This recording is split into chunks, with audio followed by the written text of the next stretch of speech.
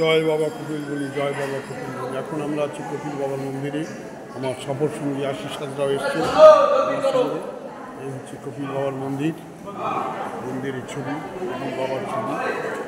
জয় বাবা কপিল বলি, জয় বাবা কপিল বলি। ভিডিও করা নিষেধ, কিন্তু সকল নিষেধ আছে, ভিডিও করা যাবে।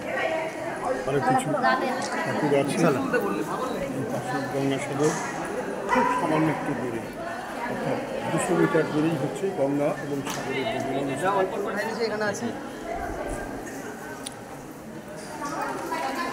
সুন্দর সুন্দর মন্দির। এখানে শিব গণেশের কোলে রয়েছে, এই গণেশ কোলে নিয়ে রয়েছে, এবং পাশে আমাদের পার্বতী মা।